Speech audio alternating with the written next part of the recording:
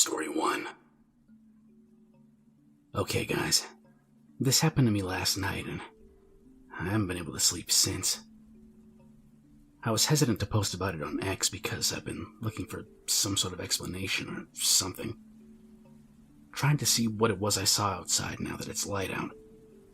But I can't, and it's really scaring me.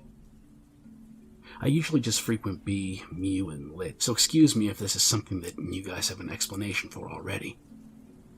Please, just tell me there's a realistic explanation for this, and that what happened is common. Because I'm terrified. Get home from work. It's almost midnight. When the door opens, the home security thing does a high-pitched beep, beep, beep chime. I'm in my kitchen eating a late dinner before going to bed. I hear a door open and then the home thing go beep, beep, beep, but it definitely sounds like it came from outside. I'm sitting right by the back door, so I go check the front door. Front door is a screen door, a wood door that leads to a small entry room, then a second door inside that leads up the stairs into the house. And these are loud, old doors. I didn't hear the screen door open. I didn't hear the main door close. And I didn't hear the second door open. The door's still double locked. And no other doors are opened, and nobody's standing outside. Okay. Maybe it was the neighbor's door. Maybe they had the same system I do. Hear it again. Sounds like it's coming from outside the front of the house. Look out the window. Looks like a deer is crawling around the yard with its belly to the ground. It stands up on its hind legs and makes the door opening beeping sound with its head raised into the air. It's not a deer. It looks like a guy with deer legs, but it's too dark to see what's going on. I'm home. What? Sounds like a dog barking "I'm home" while trying to vomit. It starts galloping away across the street.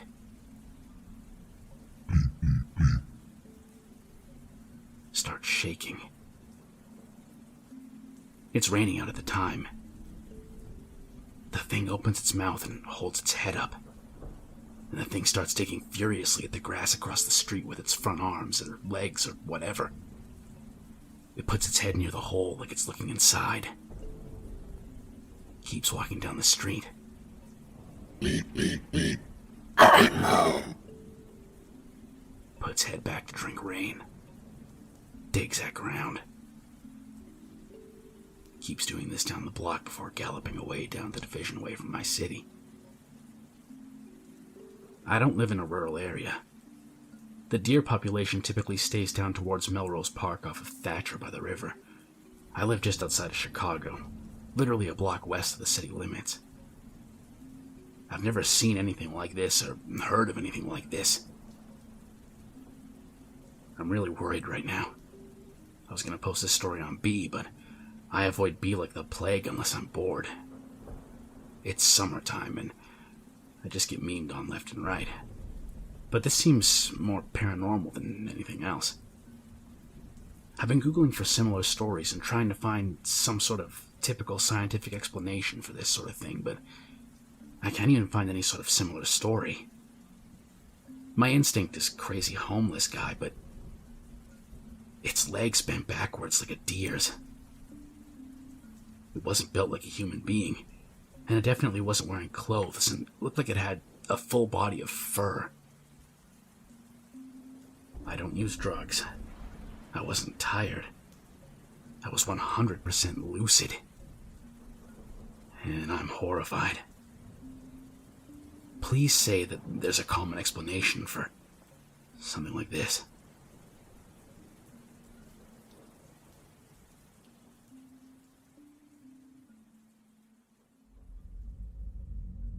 Story 2.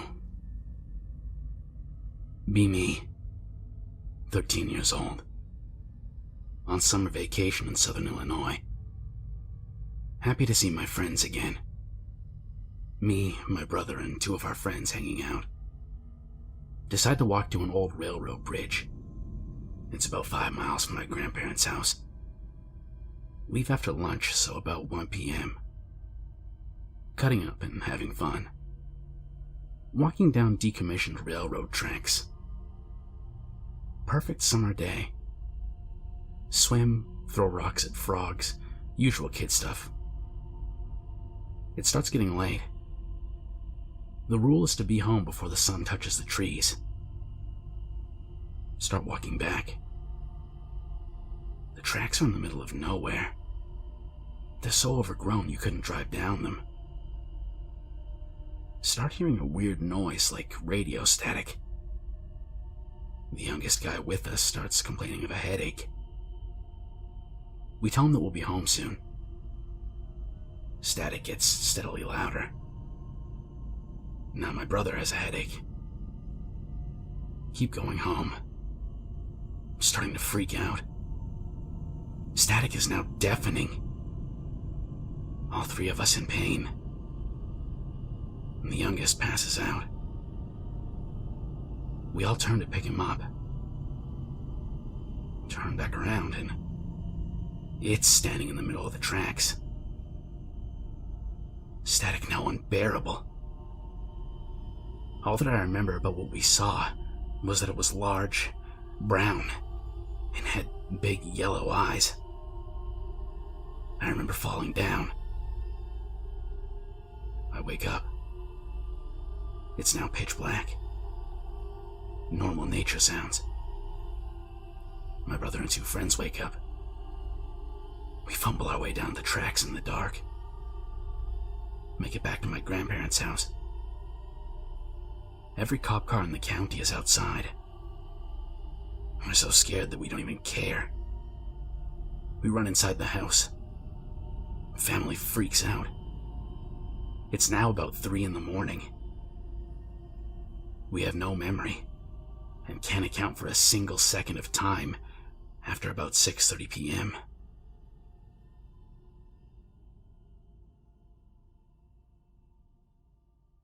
Story 3. I'll start. Be me, high school student, listening to boring history discussion, feeling an urge to ditch class, excuse myself to the professor because I need to take some rest at the infirmary. Professor agrees, most likely too tired to care. Go downstairs, 4th floor. Feeling the urge to pee, so I walk to the corridor leading to the restroom. Our corridor is huge. Its height is probably 3 times my size.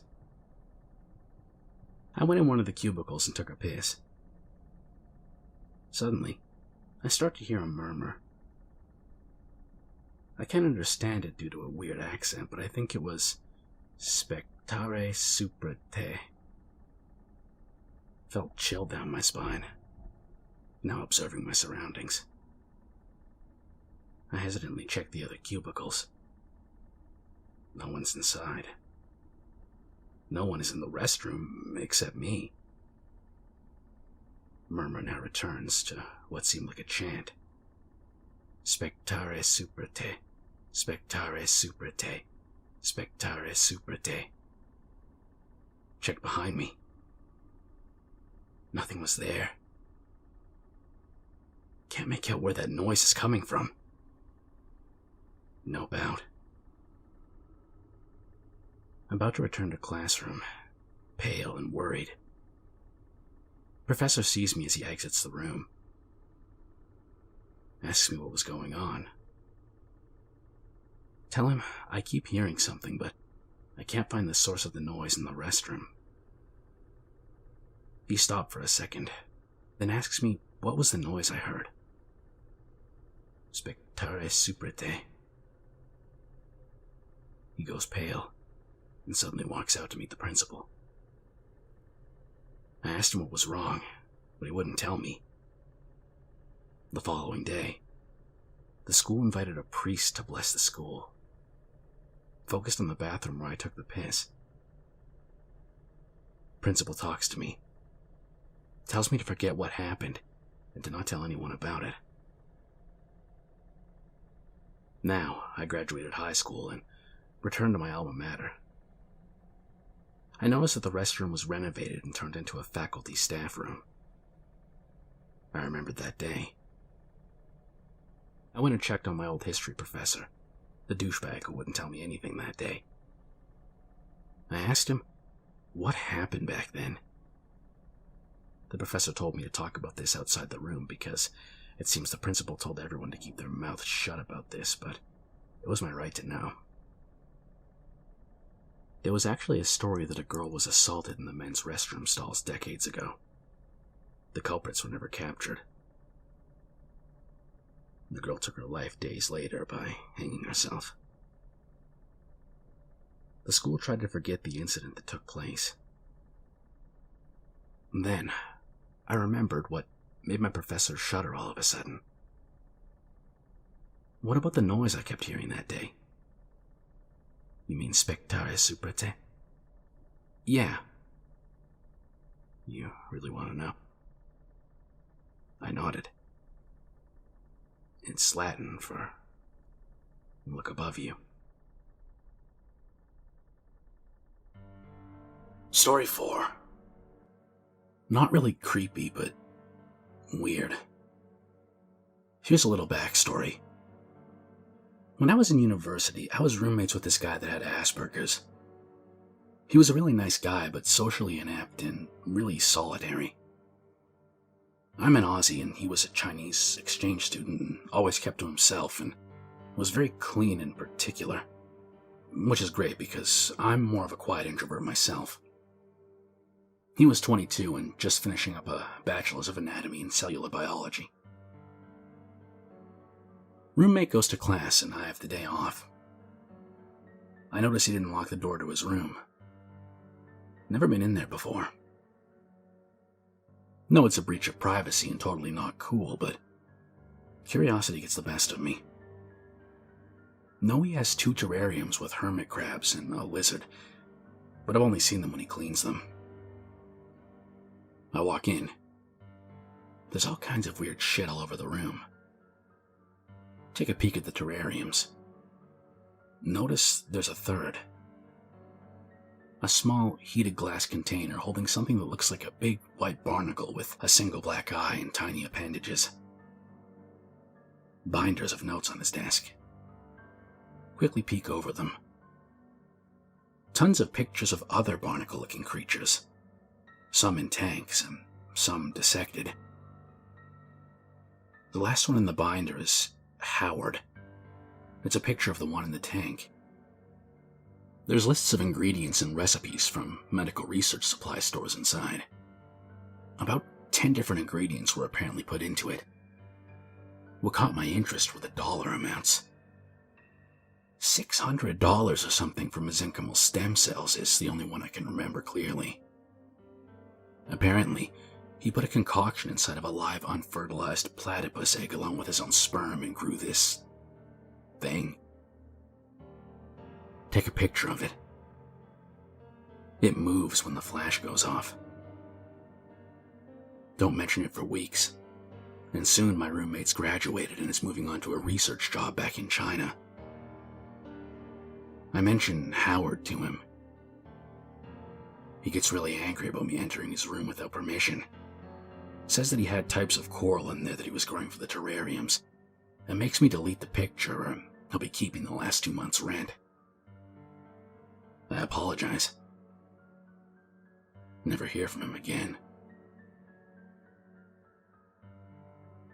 Story 5. A couple months ago, my friend's cousin, a single mother, had gotten a new cell phone. After a long day of work, she placed her phone down on the counter and started watching TV, when her son came to her and asked if he could play with her new phone. She told him not to call anyone or mess with text messages, and he agreed to do so. At around 11:20 p.m., when she was getting tired, she decided to tuck her son in and go to bed herself. She proceeded to his room to see that he wasn't there. She went to her room to find him sleeping on her bed with the phone in his hand. Browsing through her phone, she noticed only minor changes such as a new background, banner, that sort of thing, and headed towards the pictures section. She started deleting the pictures he took when she came across the last one. When she first saw it, she couldn't believe it. It was her son sleeping on her bed, but it was as if the picture was taken by someone else above him. It shows the left half of what seems to be an elderly woman's face.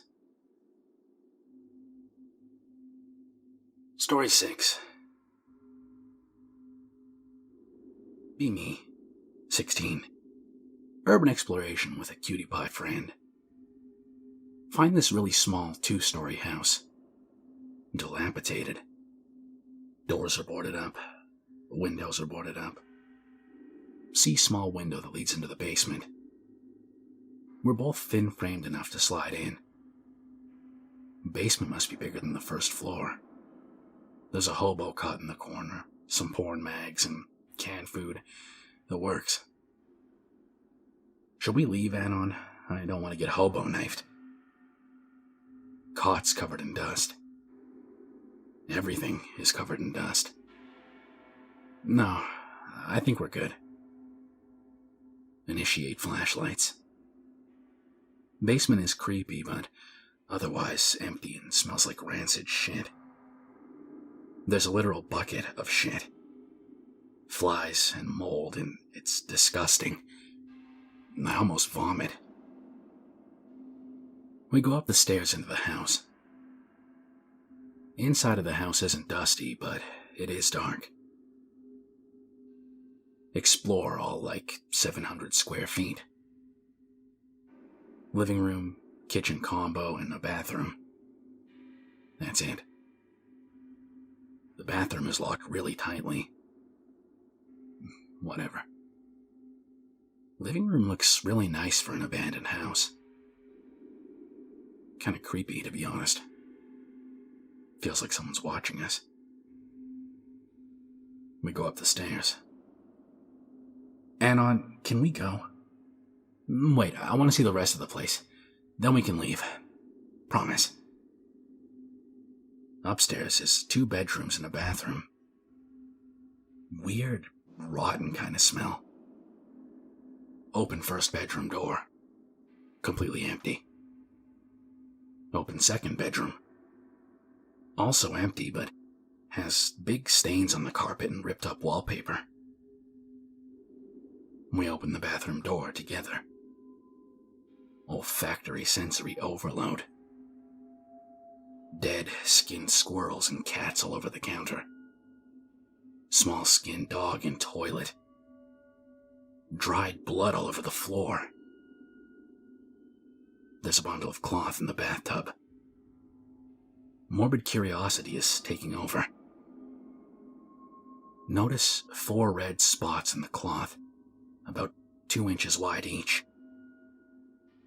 My hand's shaking as I reach for the end of the cloth. Anon, please, can we go? I move the cloth. There's a dead blonde girl with smeared makeup, eyes wide open, and her mouth is gagged. Friend screams. I scream. We run down the hall. Notice the bedroom door is closed. I didn't close any of the doors. We run down the stairs, friend still screaming. The previously locked bathroom door is open. See knives in there and a chair facing the door. Another bunch of cloth in the tub. Bathroom door slams shut. Friend screams louder, heads straight for the basement to leave. I hear her leaving. Can't move. Too scared. The house is completely silent. I hear the door upstairs creaking. Fear paralysis gone. Run to the basement, climb out the tiny window, and friend is there crying and shaking. We're now just outside the window. Suddenly hear BAM! I jump. She jumps and screams. The tiny window is suddenly boarded up. We run back to her car in the driveway. There's a folded up note under the wiper. I grab it on my way to the passenger seat. We start driving home, and I open the note. We've seen your faces. Call the police, and we come for you. I scream. She sees the note, breaks down crying. Never told anyone this before. I'm not making this up. Stay out of San Antonio. Seriously.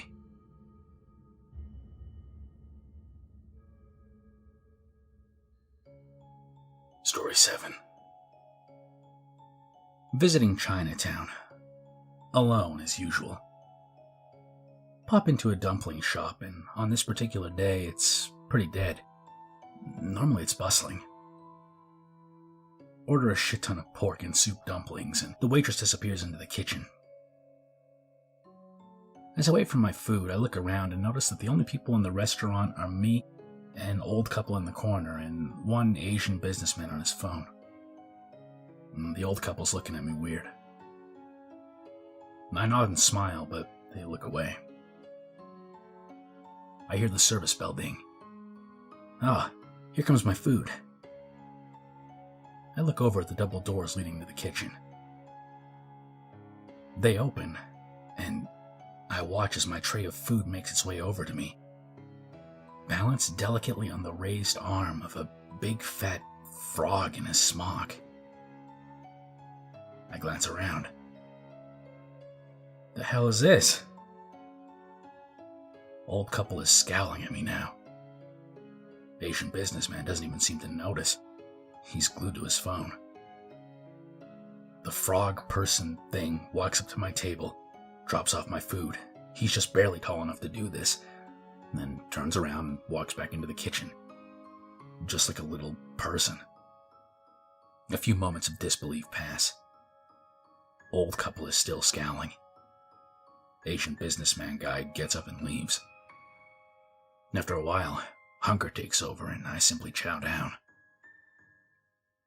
I'd never had, and to this day still haven't had, such delicious dumplings. I ordered enough to take home with me, but ended up eating everything. My plates were totally clean. I never see the frog again, but leave a generous tip when I pay my tab. Thank you, my amphibious friend. Whoever you were. Story 8. Visit area that my mother's family are from. Her brother and his family still live there. I'm about 17 at the time. Go wandering about outside. Isn't that hot, but then it feels like I'm on the surface of the sun. Everything looks and feels sort of like 2D. I think I have heat stroke. I see a small pub and go there for a drink, not alcohol. It's pretty much empty and looks dated as hell. See two guys at a table talking. They look very familiar. Keep looking at them. They notice. Eventually one comes over, menacingly, and asks why I keep looking at them. Suddenly know who they are. They're my two uncles. It's me, Anon. Who? Your sister's son, Anon. Starts reeing at me that his sister's only 12. Very definitely not my uncles. I'm just memeing, bros. I'm, a doctor. Boyish good looks give this ruse away. Blood could be spilled. Run out of the doors and back to my uncle's house. Still overheating. When I get back to his place, it doesn't seem so hot anymore. I have a peculiar first name. So much so that no one calls me by it, except for myself and my mother. and everyone else uses a shorthand version, like Jonathan and John, for example, except my name is even more rare. Haven't seen Uncle since I was a young ankle biter. We sit out back and start talking. He accidentally calls me by my full first name. He literally grimaces at it. I ask what's up. He tells me that back in the 1970s, him and his brother were in the pub when someone called that started trying to mess with him. When they chased him out of the pub, he totally disappeared. My mother overheard him telling this to his parents that same night. My mother loved the name. To my uncle, it was cursed. I don't know if I've always just been cursed, or if I somehow named myself. Story 9. 5 years old. Being raised by a single working mom. She doesn't bother with the kindergarten stuff. Instead, an old lady who lives in the same apartment building makes my breakfast and watches over me until her grandkids are back from school. They come back before my mom does, which means that for about 2 to 3 hours, I'm home by myself. One day, during that window of time, I get a phone call. Some guy I don't know asks if my parents are home, and I tell him that I'm alone. Back in the day, we got a lot of calls from people who dialed the wrong number, so this wasn't unusual to me. The guy doesn't hang up, though. He starts talking with me. I'm bored, so I was just glad for the company. I pretty much tell him everything. That I don't have a dad, that there's a lady who watches over me in the morning but leaves at noon, and that I'm alone for a few more hours, so I get bored and lonely a lot. He tells me that he's a college student and that he moved away from his parents, so he gets lonely too. Says he'll call me again at the same time tomorrow, so we can keep each other company. He does call, and this turns into a sort of ritual. Normally we just chat about whatever inane BS comes across a 5-year-old's mind, but sometimes he'd make up stories for me. I only vaguely remember one of them, which was about a very good boy who ended up in a world where all the rules were the opposite, so he was suddenly considered bad. This goes on for a long time, maybe even months. I think I told my mother that I had a new friend, but she just dismissed it. Anyway, the time comes for my 6th birthday, and I'm super excited. Tell him about the party that I'm going to have and all the gifts I'm about to get.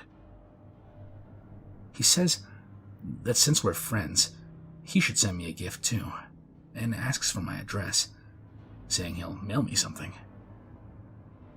Being a greedy little shit, I tell him. He doesn't call again. My birthday comes and goes, and no gift comes. I remember being really hurt by this, thinking that he'd forgotten about me. About a month or so after he stopped calling, I get a ring at my door as soon as the woman who had watched over me left. My mom taught me to never let anyone into the apartment when I was by myself and just to ignore the doorbell, so that's what I did. After a while, the ringing stopped and I heard a familiar voice calling out my name. "Hey, Anon! I know you're in there. I got your gift for you." I tell him that I'm not allowed to let him in, and ask him why he didn't just send it through the mail like he said he would. He explained to me that the gift was too big to be sent by post, so he needed to come over and give it to me in person. Now he's pleading with me to let him in. Tells me he's my friend. I was feeling really uncomfortable at this point, though, and at the time I wasn't really sure why. But still, being curious about the gift, as well as about what my friend looked like, I looked through the people. He didn't look like how I imagined him to at all. I can't say that he was ugly per se, but he just looked off. Tall, skinny, acne, really baby-faced, and that didn't seem to match his deep voice at all. He almost looked sickly. Then I noticed that he was empty-handed, and there was no actual gift with him. I still vividly remember the cold, sick, empty feeling in my gut that I got when I realized that something was really wrong, and that I made a big mistake. I immediately start crying and pleading that he goes away. I don't know what I thought he was going to do, but I knew that it wasn't good. He tried to comfort me while still pleading to be let inside, and then he started fake crying, saying that I must hate him. I almost said that I didn't, when he started trying to get the door to open. The door was locked, but I was still completely petrified. I tried to block it with a chair like I saw in cartoons, but I couldn't do it. My brain went to autopilot, and I screamed, "I'm calling the police." That made him stop, and he immediately left. I was extremely shaken, but also ashamed. I knew that I screwed up, so I didn't tell anyone about what happened. But instead, I insisted that I wanted to go with the lady who was watching over me and stay at her place until my mom got home from that point on. Soon enough, I started going to school, and for a while I would stay there to do my homework instead of going home immediately after class, because I didn't want to be alone there anymore.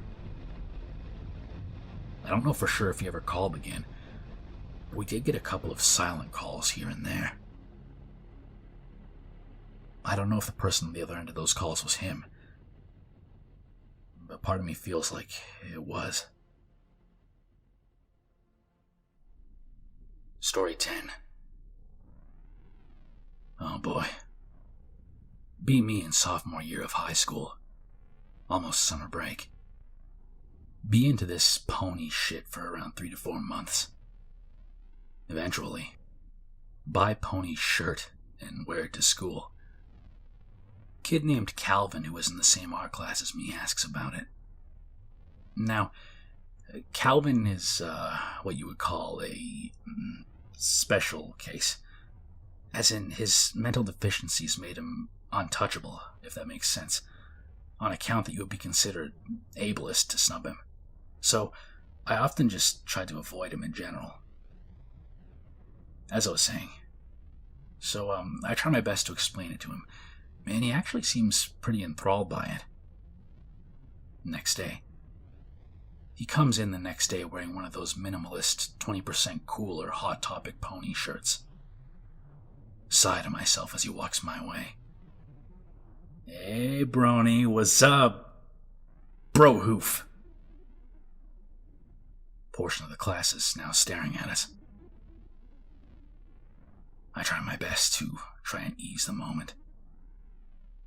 Reluctantly return his bro hoof. And this is where my troubles began. End of the school year. Me and Calvin have spent some time together at my house after school because I don't want to hurt his feelings by saying no to him. Plus, my house is only 15 minutes walking distance. In a moment of stupidity, I let it slip about me and my friend's D&D group, and he asks to join. Of course, being the doormat I am, I tell him yes.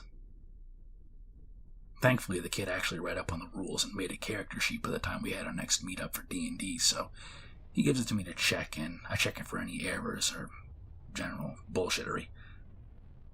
His character is Rainbow Dash. I look to my friends in the group, not sure how to respond, considering they barely tolerate my pony bullshit as it is. Friends decide to roll with him. Being the dungeon master, I felt particularly more sadistic than usual. Calvin introduces his character to the group, and we sort of just bullshit his reason for suddenly being part of the adventuring party. First encounter. A bunch of zombies chasing the group through some dark woods. Rainbow Dash fumbles and trips on logs. Roll to get up.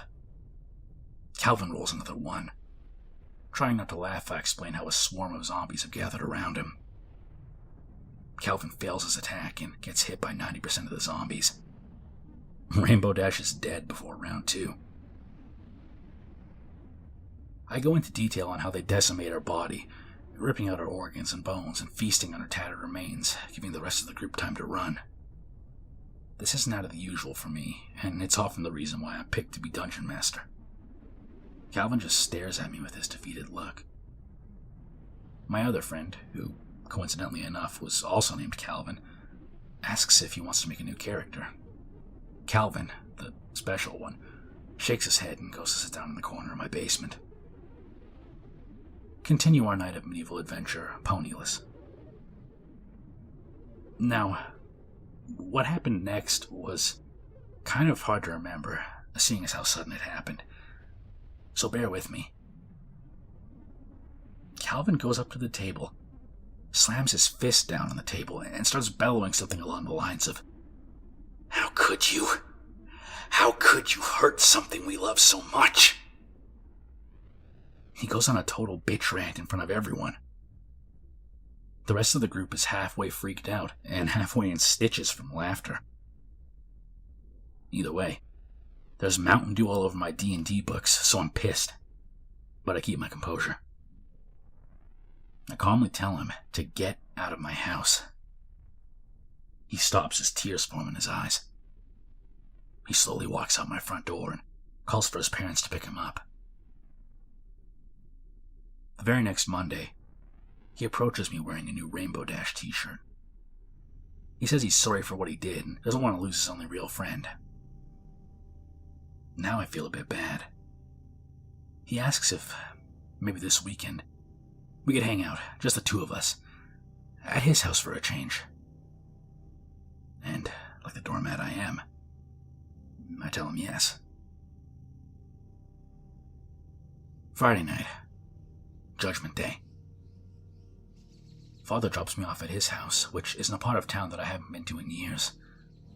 And holy shit. 3 stories, huge-ass lawn, huge-ass pool, and it's gated. Apparently his dad has a nice spot in some insurance company. Dad jokes to me about how I've hit the jackpot as he later drives away. Not going back now. Ring the doorbell.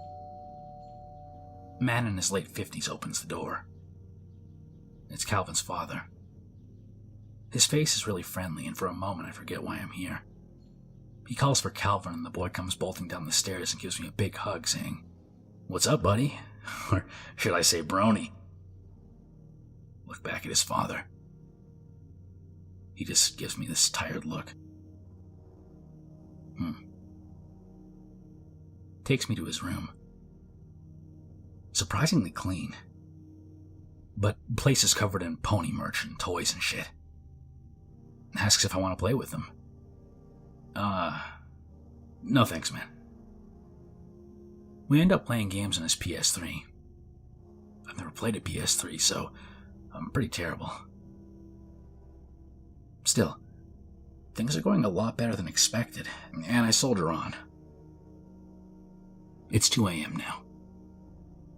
I get a bit bored of playing PS3 and ask if there's anything to eat. He decides to go microwave some pizza rolls. So here I am in his room, alone. Suddenly, I see all the photographs by his bedside. They're all of him, only younger, and some girl who looks maybe 10 years older than him. I come to the conclusion that it's his sister, who must have moved out by now. Calvin walks in with a huge plate of pizza rolls, and we begin to eat. We're both pretty quiet, so I ask about the girl in the photos just to strike up a conversation. He stops mid-bite, tears filling his eyes. I was correct. It was his sister. His late, older sister. He goes into detail about how she got drunk at a party and crashed her Lexus on the drive home into a tree. Apparently, upon impact, she flew out of the car and slammed headfirst into the tree, shattering her skull and, well, by default, her brains. Not to be an ass, but what do you expect when you're too lazy to wear a seatbelt? Not to mention the drunk driving. He breaks down into tears and starts holding me. My shirt is partly soaked in tears as I try to console him in what's probably the most awkward moment of my life. Time passes as he falls asleep on the couch in his room. I just sit there on the floor in my damp shirt, trying to ignore his snoring. Damn it, now I gotta take a shit. Pizza rolls are terrible for my stomach. I waddle to the bathroom, trying not to shit myself. Oh, sweet relief. There it is.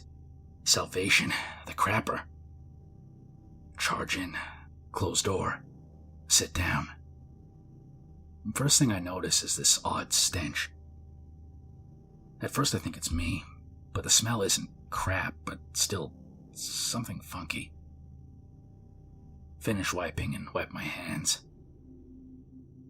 Realize the stench is coming from the medicine cabinet. My curiosity gets the better of me. Open up the cabinet. The thing is squeaky as hell. I'm worried someone might notice. Immediately, I'm hit in the face by the raunchiest of smells I've ever experienced. Inside is the usual mirror, but alongside it is a photo of his sister from what I would guess is one of the last photos before the accident. There's also a tiny little drawer compartment under the mirror and shelves. On the little shelves is a shoebox, faded and brown. The smell's emanating from there. Now, I should mention that during my little moment of consoling Calvin, he told me that his sister was a lot like Rainbow Dash. Free, wild, athletic, nice, awesome, cool, etc. I peek out the door to see if anybody's nearby. The coast is clear. I pick up the shoebox. The thing feels filled to the brim. I set it down by the sink and open it up. That god-awful sickly smell hits me again. My eyes are starting to water. The first thing I see is another photo of his sister. Only, she looks like she's asleep. And the quality of the photo and lighting looks god-awful. I could barely even make it out to be her, but I reasoned that who else could it be? There are multiple pictures of her sleeping. I flip through them, and most of them are a bit warped or crusty. I'm getting somewhat used to the stench by now as I flip through them. I'm expecting Calvin to just barge in on me during the moment, so I'm pretty on edge. As I go through more photos, I notice a rag wrapped around two objects. The rag itself is a bit damp, almost as if it had just been used or made wet. I carefully pick it up and unravel it. Inside is a brushable Rainbow Dash toy and a small furry object. Picking them both up with some tissues, I examine them. The toy was screwed up, paint rubbing off, and little brown splotches were coating it. I dare not touch it for fear of the filmy past that coated some parts. When I examined the furry object, I got another surprise. First thing I notice is that it's wet, and that this was the source of the smell. The next thing I noticed were the palm marks pressed into it, and its shape. Apparently, Calvin had been using the skin of some small rodent as a... Nauseated and not sure what to do, I placed everything back the way I found it, trying not to touch anything. Okay, box is back in place. I'm home free. Still, being the idiot I was, I wanted to check the drawer compartment. It slid out rather easily. Much like the box, it too was filled with things. Now, being the only boy in my family, I recognized immediately what was in there. Used tampons and other feminine health products, and a pair of underwear, along with more photos, of course. Close it again. Shut cabinet. Sit down on the toilet, trying to organize my thoughts. I sit there for about 10 minutes before I get up again. My gut told me to leave, but my idiot brain for some reason said stay. I looked around for more stuff in the trash bin, other parts of the cabinets, but there was nothing unusual. Then, I opened the door into the sink. Jars. The whole place was filled with tiny jars, each one occupying one of those improvised things, floating inside some sort of preservative fluid. The furs looked horrid. Each was tattered and blackened. I nearly puked then and there. Closing it, I prayed I'd last the night as a torrent of unsettling thoughts passed through my head. I washed my hands again, drying them with my pants this time. I stepped into the bathroom and made my way back to his room. When I walked in, I froze. There's Calvin, playing the PS3. He just stares at me for a bit and says, "Hey." I respond in the same manner.